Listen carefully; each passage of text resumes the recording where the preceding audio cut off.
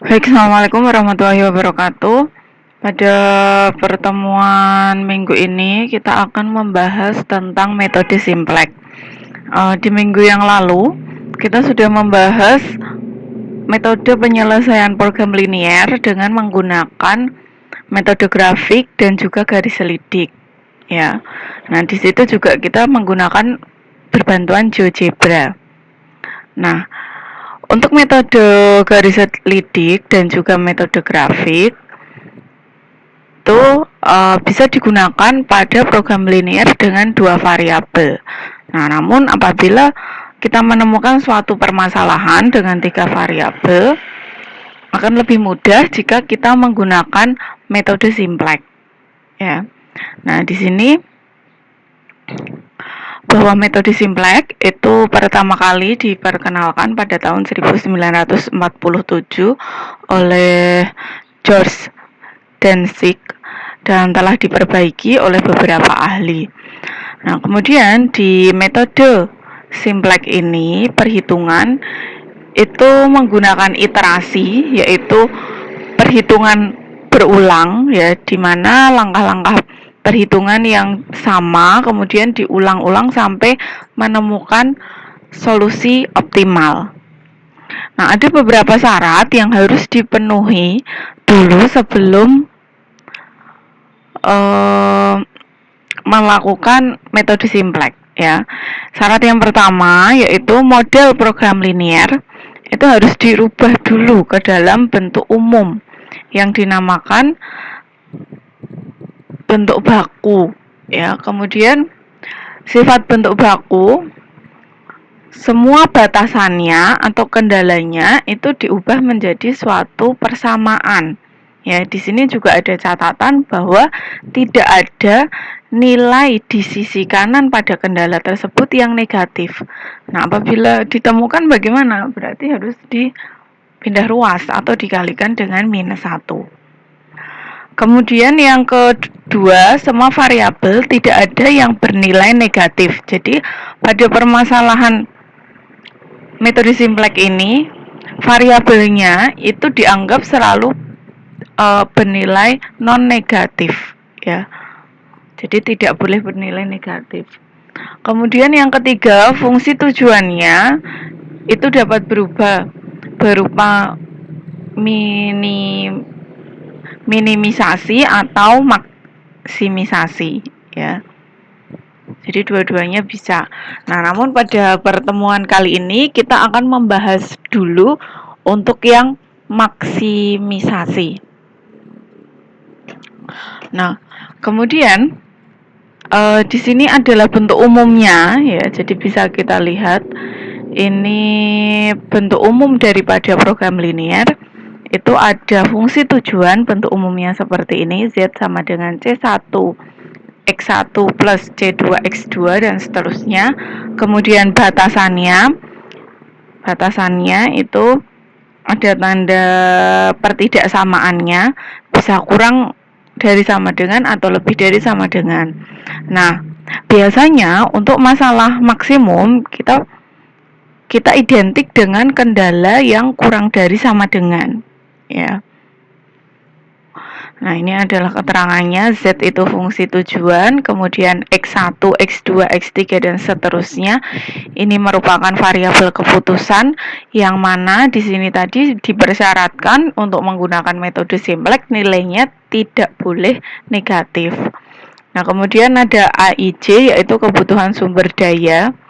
Kemudian ada B1 yaitu jumlah sumber daya yang tersedia. Nah, di sini B1 ini tadi ruas ke kanan dari kendala, ini nilainya juga tidak boleh negatif. Nah, jika tidak boleh negatif pada saat nanti dibentuk bakunya.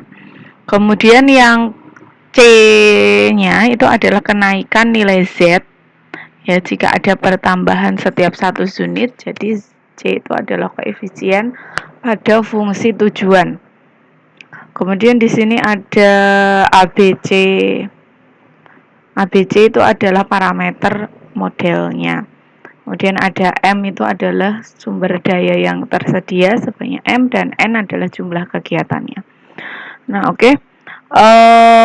kita akan mengubah ke dalam bentuk standar. Di sini ada beberapa hal yang perlu diperhatikan. Yang pertama yaitu pada fungsi pembatas ya. Nah, pada fungsi pembatas itu pasti nanti akan kita temui bentuk pertidaksamaan. Nah, bentuk pertidaksamaan ini apabila nantinya akan diubah ke bentuk standar, maka harus diubah ke dalam bentuk persamaan, yaitu dengan cara menambahkan slang variable atau variabel slack. Kemudian banyaknya ini variabel slack ini tergantung pada fungsi pembatasnya ya. Jadi kalau fungsi pembatasnya ada 2, berarti kemungkinan di sini nanti akan ada 2 slack variable. Selanjutnya untuk fungsi tujuannya ya. Fungsi tujuannya adanya select variable pada fungsi pembatas, maka fungsi tujuannya juga harus disesuaikan, yaitu dengan memasukkan unsur select variable ya. Nah, di sini karena select variable itu tidak punya kontribusi di fungsi tujuan, maka nantinya select variable di fungsi tujuan koefisiennya itu dianggap 0 ya. Nah, ini adalah bentuk standarnya. Jadi fungsi tujuannya ini untuk yang maksimumkan. Fungsi tujuannya dijadikan ke dalam satu ruas ya. Maka di sini nanti diubah jadi Z min C1X1 min C2X2 dan seterusnya ya. Ini jadi dipindah ruas. Nah, kemudian fungsi pembatasnya ya, di sini kita tadi sudah sepakat bahwa kita akan membahas dulu tentang masalah maksimum. Nah, maka untuk masalah maksimum identik dengan fungsi pembatasnya di sini adalah kurang dari sama dengan ya. Nah, maka nanti di sini A1 X1 ditambah A2 X2 dan seterusnya. Nah, maka karena ini kurang, agar menjadi sama dengan, maka kita harus menambahkan suatu nilai tertentu, yaitu variabel tertentu ada di sini S1 ya. Nah, kemudian ini akan berubah menjadi sama dengan. Kemudian yang kedua pun juga sama ya. S1-nya kenapa ini 0? Karena di sini tadi dia nilai yang di sini ya. Nah, maka kan ini kan kemungkinan penambahannya itu akan berbeda, maka di sini ditambah dengan S2 dan yang lainnya variabel select yang lainnya nilainya 0. Nah, seperti itu selanjutnya sampai sebanyak jumlah pembatasnya. Nah, kemudian setelah fungsi pembatas itu sudah diubah ke dalam bentuk persamaan atau bentuk standar, maka untuk menyelesaikan masalah program linear dengan metode simplex, di sini akan menggunakan suatu kerangka tabel yang disebut dengan tabel simplex. Nah, tabel ini mengatur model ke dalam bentuk-bentuk yang memungkinkan untuk penerapan perhitungan matematis menjadi lebih mudah. Nah, ini adalah tabel simplexnya ya. Bisa kita lihat nanti di sini. Ini adalah variabel dasarnya ya.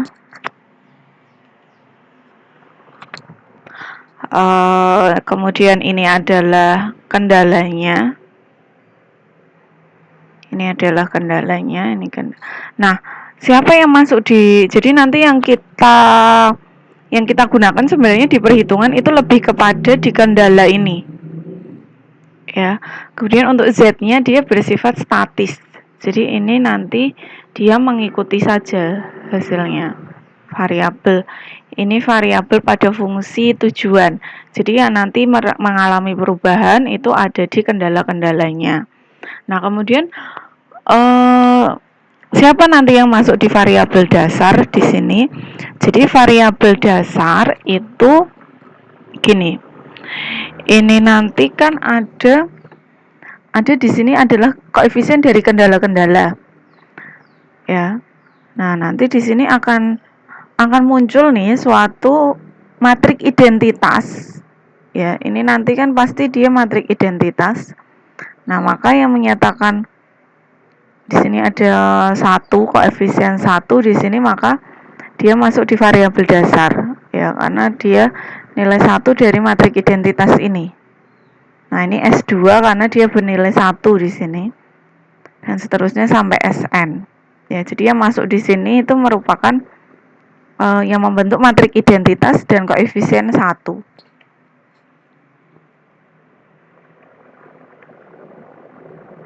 Oke. Nah, ini adalah langkah-langkahnya. Jadi dirumuskan dulu bentuk PL-nya ke dalam model umum PL, yaitu fungsi tujuan dan fungsi pembatas ya. Misalkan di sini adalah soal cerita.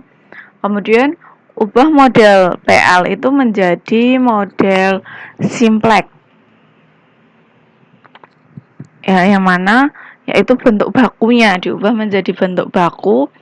Nanti ada fungsi pembatas diubah menjadi sesuai dengan tadi bentuk baku, fungsi tujuan pun juga sama.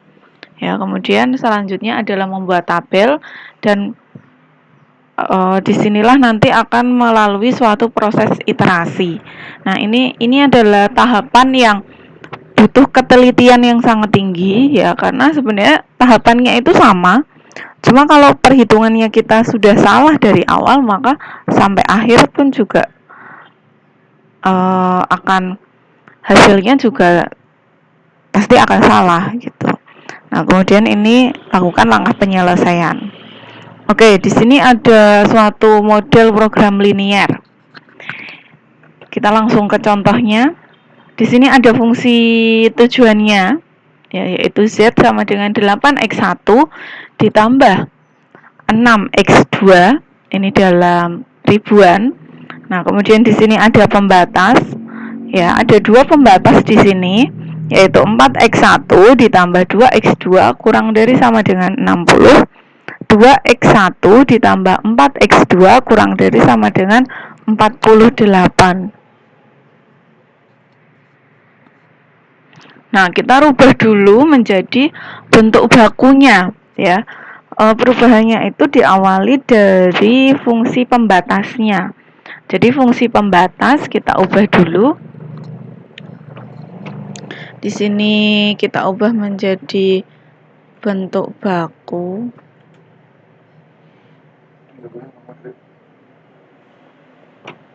4x1 ditambah 2x2 kurang dari, maka dia supaya sama dengan butuh tambahan S1 sama dengan 60.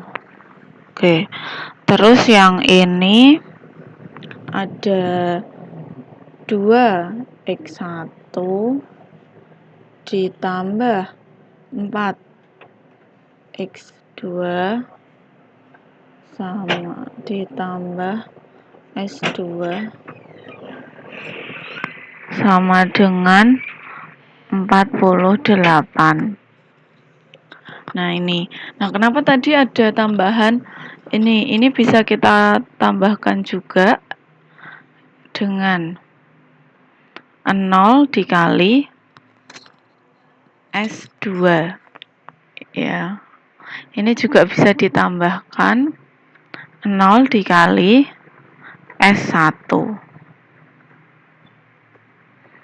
Seperti itu, ya. Nah, jadi ini sudah merupakan bentuk baku dari kendalanya. Kemudian untuk fungsi tujuan,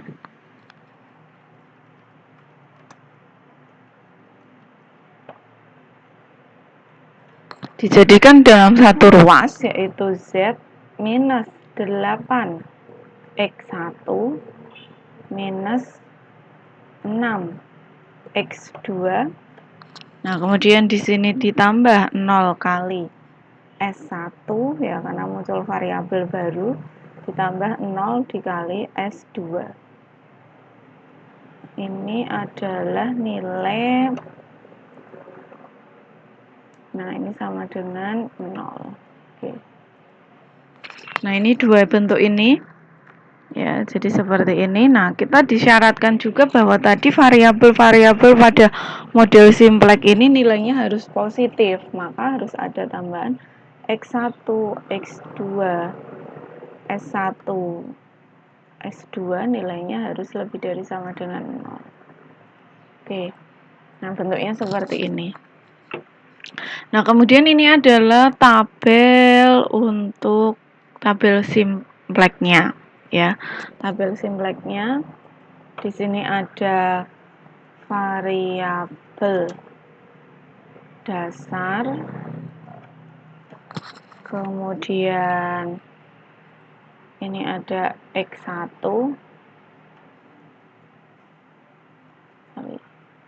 ini X1, X2, S1, S2, ini nilainya. Kemudian di sini ada Z, ada, nah ini kita masukkan dulu fungsi tujuan. Ini minus 8. Kemudian di sini ada min 6. Efisiennya ada 0, 0 ya. Ini juga masih 0. Oke. Kemudian ada juga, nah baru sekarang ini adalah kendalanya.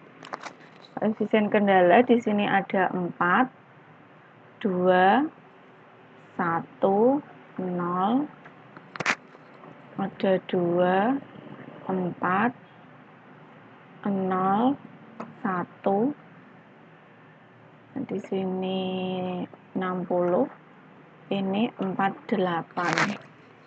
Oke. Nah, ini sudah. Nah, terus di sini variabel bakunya siapa? Jadi variabel baku kita lihat yang membentuk matrik identitas siapa? Nah, ternyata ini S1, S2. Maka di sini adalah S1, ini adalah S2. Oke. Nah, ini sama. Ini juga sama proses pengisiannya.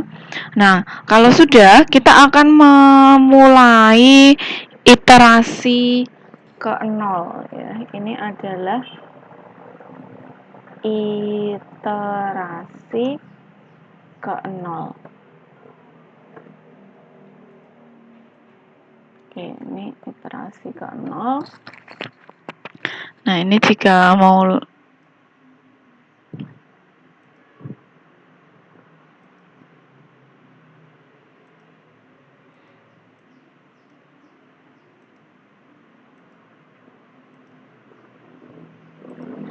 Oke, nah untuk mencari iterasi maka kita harus cari dulu yaitu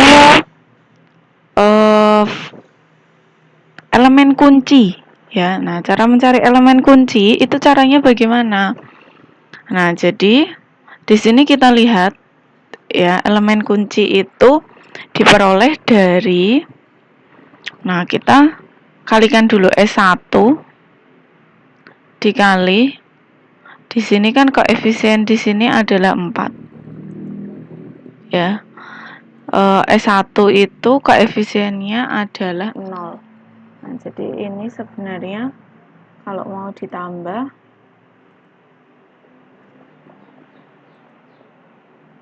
nah ini kan koefisien S1 itu 0, S2 juga 0. Nah, S1 di sini bisa kita kalikan 0 kali ini 0 kali ini juga 0 kali ini kan 0 kali ini juga 0 ya. Nah, kemudian di sini min 8 dikurangi 0, maka di sini adalah minus 8. Kemudian yang ini adalah sama juga min 6, 0, 0. Nah, kalau nilai dari ininya ya itu masih negatif, maka di sini belum optimal ya. Ini masih ada yang negatif. Ada 2 yang negatif. Nah, ini berarti belum optimal di sini. Nah, maka kita pilih yang negatif negatif terkecil yaitu minus 8, maka ini adalah kolom kuncinya ada di sini. Ya, kolom kuncinya ada di ini. Kemudian pilihannya untuk elemen kunci berarti antara 4 atau 2. Nah, maka di sini kita perlu mencari indeksnya. Ya. Nah, ini kan ada 4 sama 60. Indeks itu diperoleh dari mana? Jadi indeks itu adalah 60 dibagi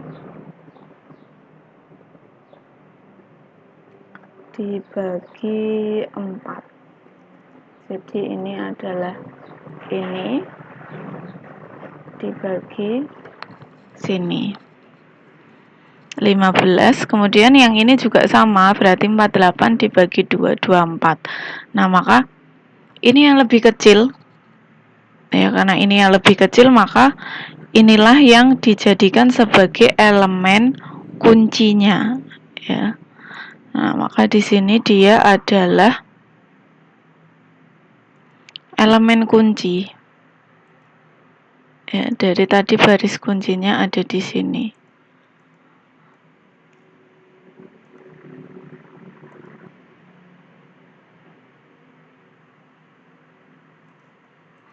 Oke, jadi itu. Kita sudah tahu elemen kuncinya adalah 4, ya. Kita coba. Nah, ini nilai indeks ini ya. Jadi nilai dari fungsi pembatasnya dibagi kolom pada fungsi pembatas. Nah, ini untuk menentukan baris kuncinya. Jadi ini adalah baris kunci segini.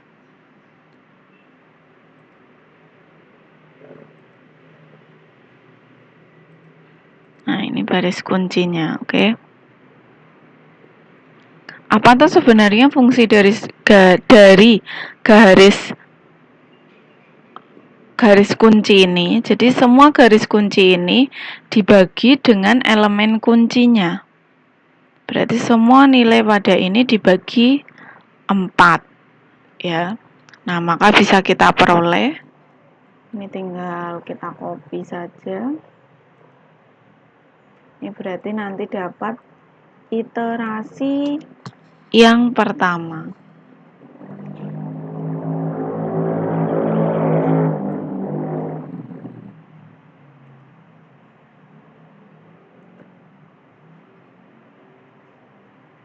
Ini Z masih sama.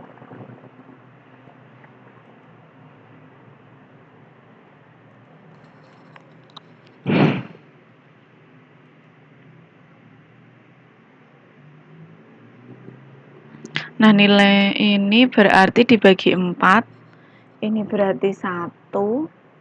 Kemudian jadi ini adalah ini yang dibagi 4. Ya, karena kuncinya adalah 4. Nah, ini diperoleh 1. Ini. Ya, dapatnya seperti ini. Kemudian ini berarti yang koefisiennya 1 adalah X1. Ya, maka ini diganti dia adalah X1 variabel bakunya. Nah, ini adalah masih S2 ya. Nah, cara mencari ini bagaimana? Cara mencari yang sebelah sini. Jadi langkahnya yaitu bisa, ini kan nilai baris kunci yang baru itu adalah nilai baris kunci yang lama dibagi angka kuncinya atau elemen kunci. Nah, sedangkan nilai baris yang lain itu adalah baris nilai dari baris yang lama dikurangi ya nilai pada baris kunci yang baru dikali angka kolom pada baris tersebut. Berarti untuk yang sebelah sini itu adalah nilai pada baris lama, yaitu dia adalah ini ya, dikurangi, ini dikurung nilai baris kunci baru, berarti yang sini ya dibagi angka kolom baris tersebut, berarti dibagi dengan ini 2 ya, dibagi 2 gini. Nah, ini berarti diperoleh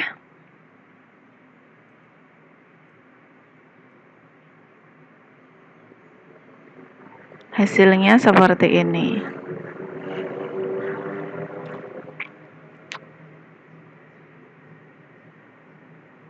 Nah, kemudian coba kita lihat.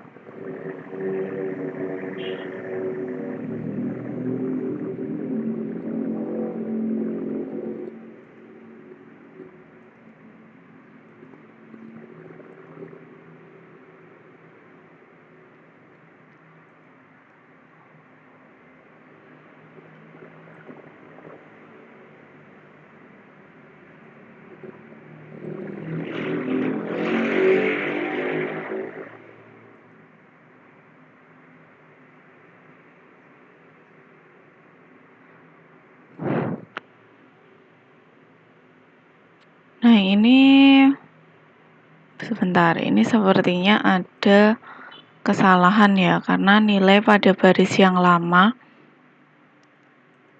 yaitu ini C13 dikurangi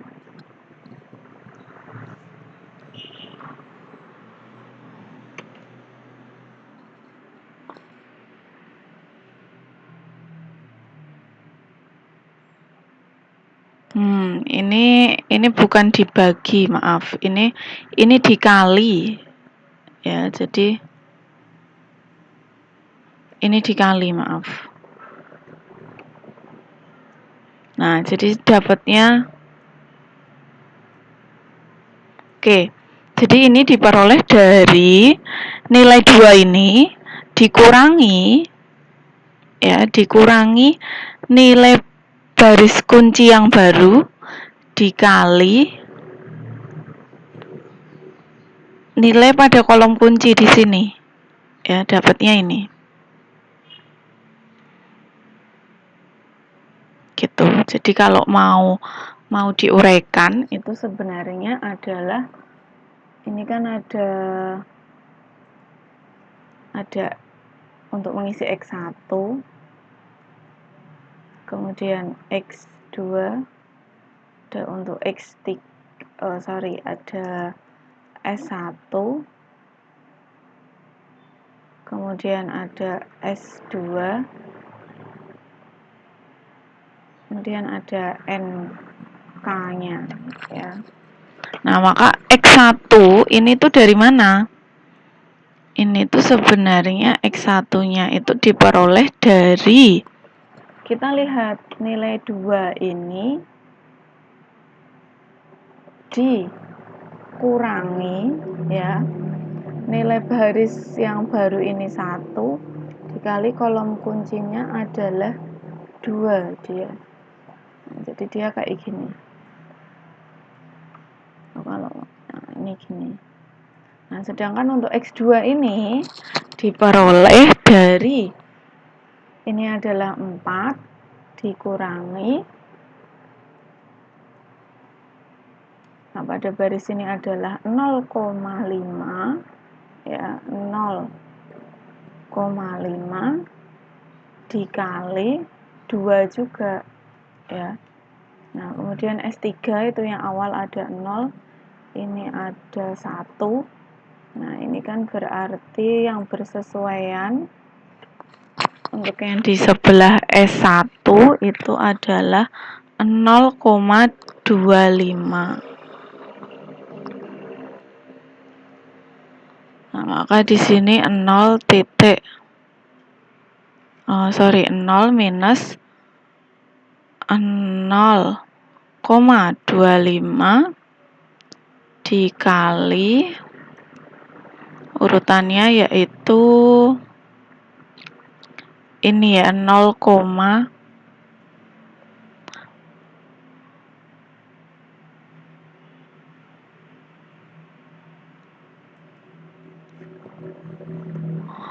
0,25 dikali 2.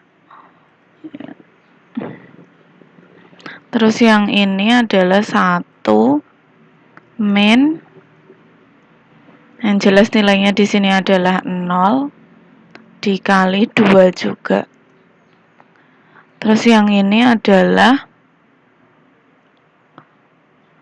24 dikurangi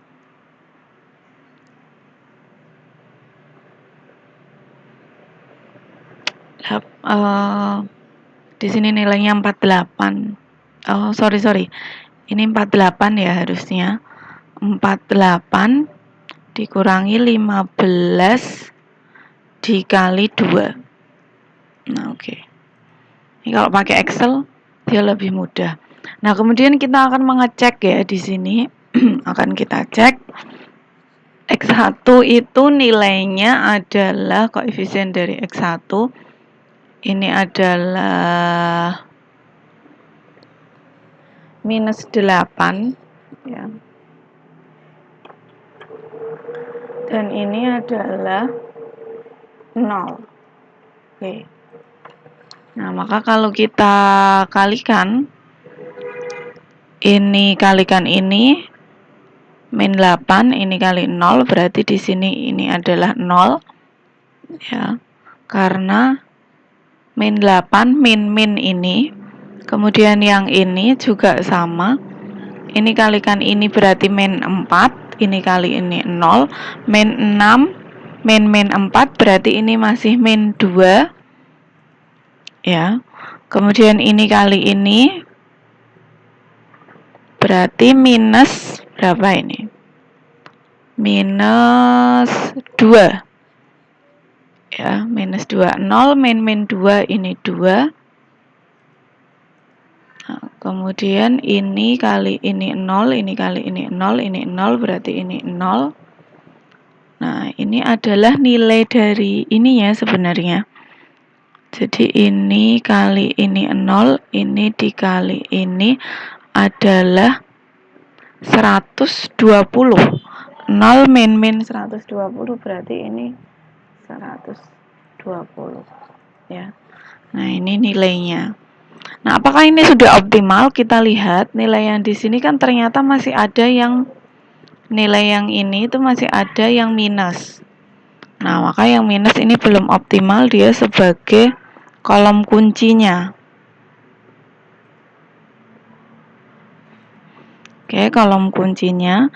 Nah, ini yang atas ini nggak ikut karena hanya kendalanya saja. Berarti antara 0,5 sampai 3. Kita cari indeksnya. 15 dibagi 0,5 ini adalah ini berarti ini dibagi ini 30, kemudian 18 di 3 adalah 6. Nah, maka kuncinya ada di sini sekarang. Kuncinya ada di baris ini. Nah, ini adalah baris kunci. Kita bisa tandai di sini. Oke, ini baris kuncinya. Nah, maka kita akan tuliskan di sini adalah iterasi kedua. Iterasi kedua. Oke, iterasi kedua. Di sini ini bisa di copy.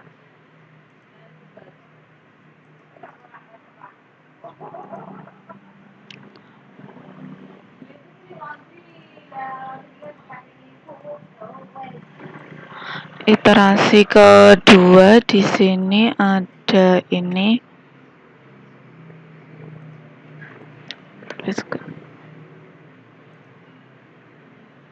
Nah, karena kuncinya ada di sini, maka kita kerjakan dulu untuk yang bagian kunci, yaitu dibagi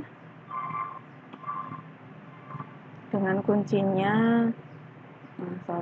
Ini biar ini kuncinya berarti kita warnai.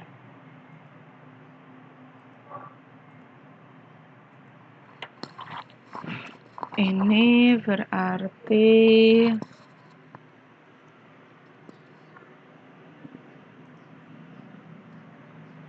dibagi 3.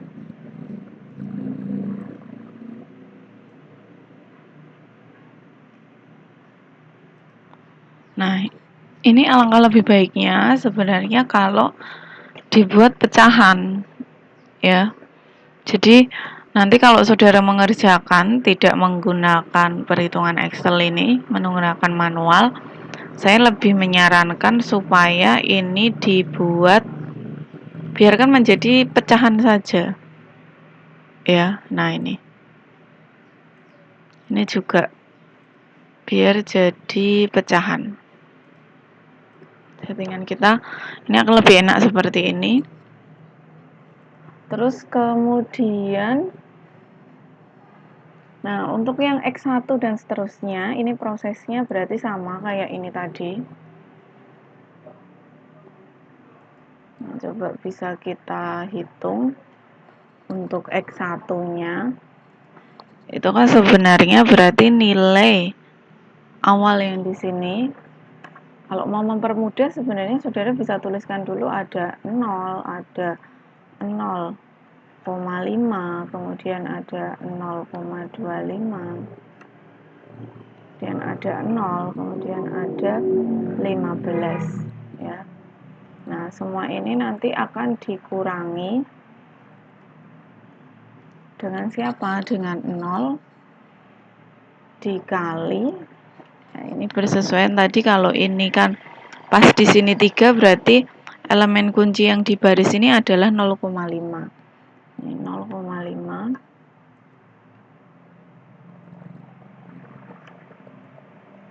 berarti 1 0,5, kemudian ini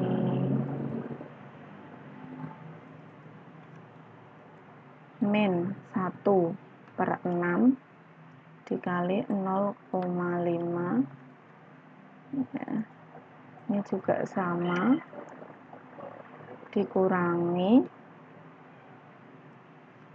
1/3 kali 0,5. Nah, ini juga yang terakhir adalah di sini dapatnya 6, berarti kurangi 6 kali 0,5. Ya. Nah, coba ini bisa kita hitung.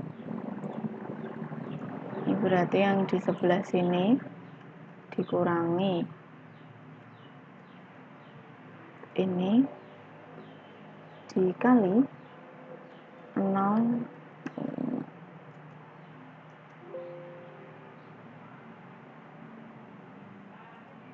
Nah, ini kemungkinan pakainya koma. Oke. Nah, ini juga kita buat pecahan saja.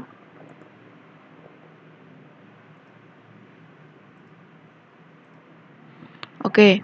Nah, kemudian berhubungan dengan tadi untuk variabel dasarnya ya yang merupakan matrik identitas itu ada ini X1 dan ini adalah X2. Oke, X2. Nah, jadi variabel dasarnya ini ya.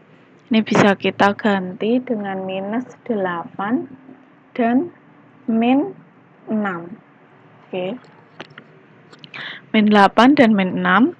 Nah, kemudian ini masih sama ya nilainya.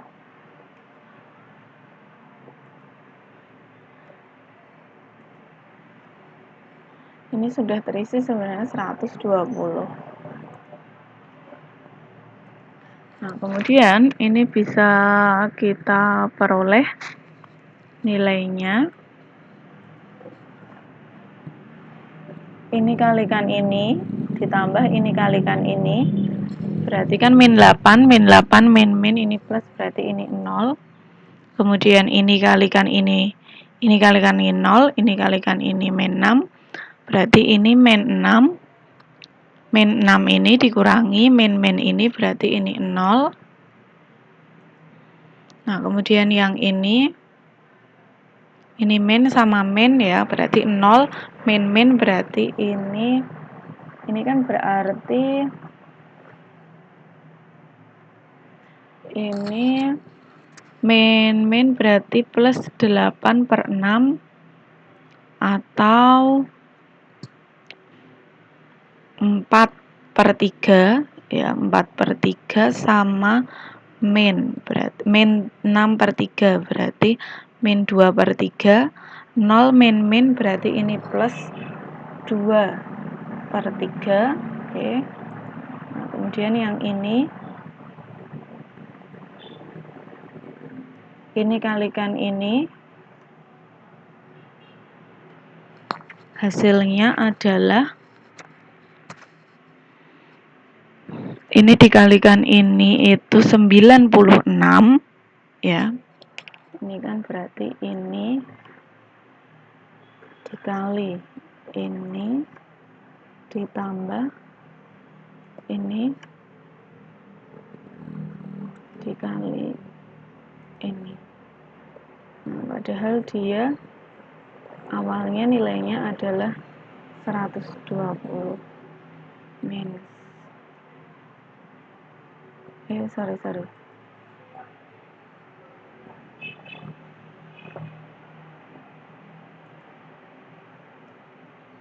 Nah, ini 132 ya. Jadi dia naik dari 120 menjadi 132. Ini biar lebih enak, ini dinolkan saja, berarti ini 132.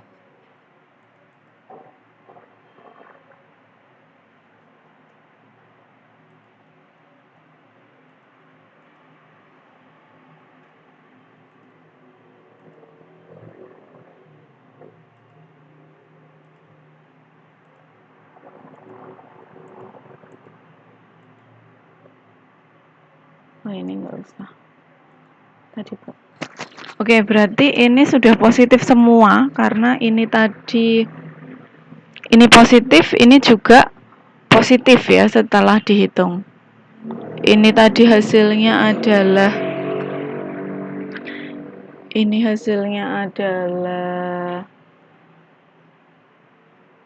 ini kan berarti min 8/3 ditambah 1 berarti min 5/3, 0 min berarti ini 5/3, yang ini tadi adalah 2/3 ya.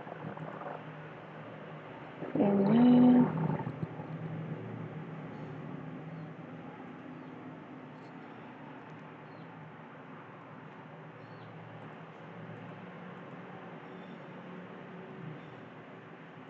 oke. Nah, ini ternyata ini sudah optimal ya, setelah dihitung ini optimal, berarti ini adalah nilai maksimumnya. Nah, coba kita cek di sini setelah melakukan perhitungan dengan prosesnya.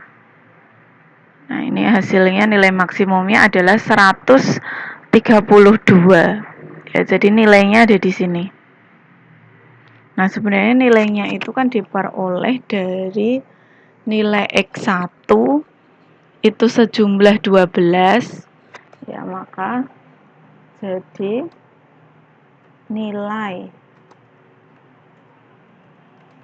maksimum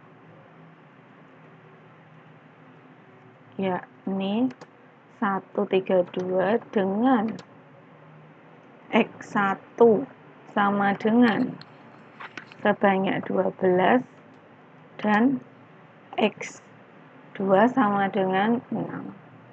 Nah, hasilnya seperti itu. Itu adalah metode simplex. Jadi ini cukup 2 iterasi. Ya, nah, misalkan ini masih negatif berarti harus dilakukan iterasi lagi berulang. Caranya sama.